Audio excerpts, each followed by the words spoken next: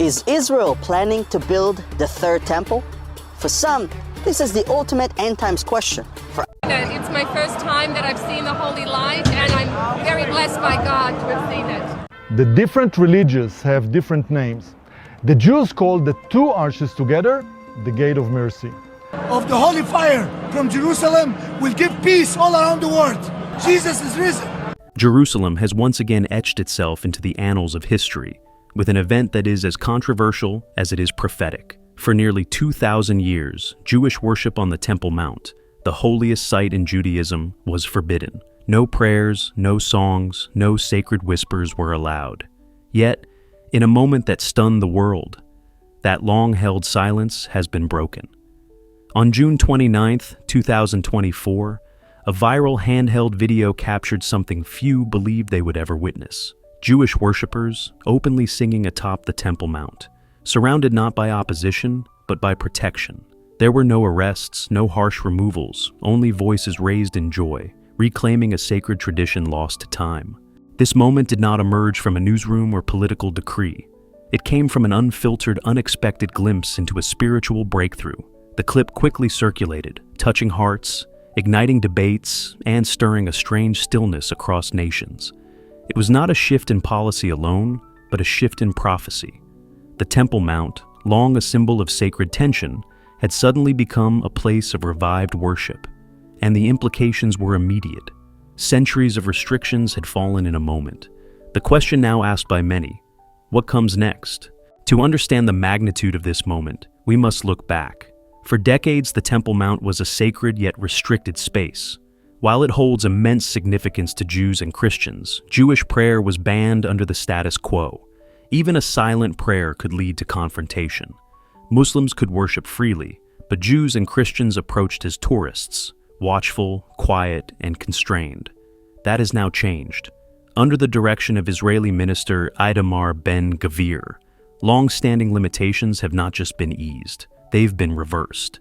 Today, Jewish groups ascend the mount with Torah scrolls, prayer books, and songs, watched over not by suppressive guards, but by Israeli police ensuring their safety. This is not merely political maneuvering, it is a spiritual earthquake. Where once sacred expression was swallowed in silence, now psalms ring out. A prophetic shift seems to be awakening, and what was once symbolic is becoming tangible. Could this new access to worship be the first step in a greater unfolding? Could this moment signal the beginnings of something ancient and destiny-laden? The signs suggest that the Temple Mount may no longer just be reopening for prayer, but perhaps for purpose.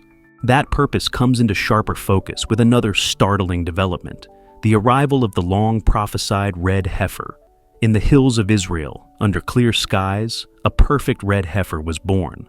According to Jewish law in Numbers 19, the ashes of such a heifer are essential for the purification of the temple and its priests, a requirement for restoring temple worship. This heifer is no ordinary animal. It is unblemished, untouched by burden, and verified by scholars to meet the exacting biblical standard. For centuries, the absence of such a creature meant the temple could not be rebuilt. Now, that barrier is falling too. The Temple Institute in Jerusalem, once dismissed as a visionary fringe group, has confirmed the red heifer's eligibility and has begun preparing for its sacred role. Their actions are not hypothetical. They are immediate, concrete, and public.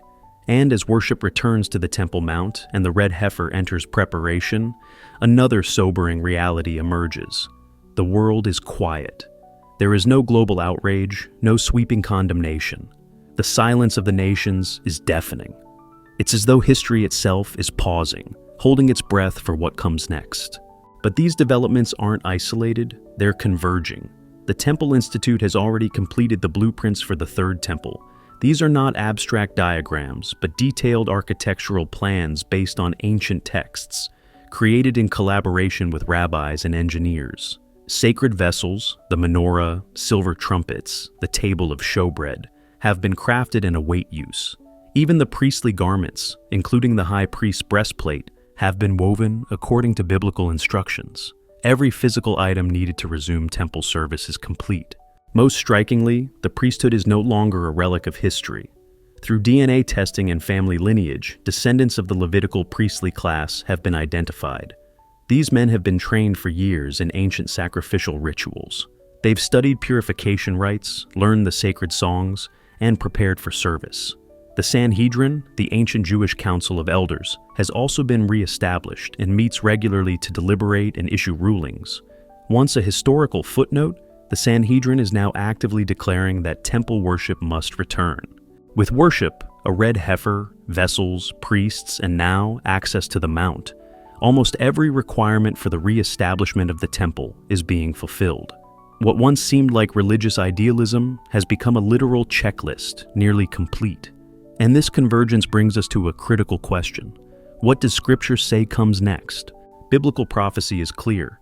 A physical temple plays a central role in end-time events.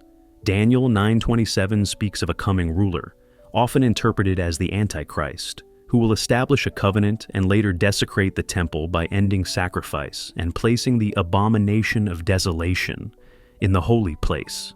Jesus references this moment in Matthew 24:15, warning followers to flee when they see it happen.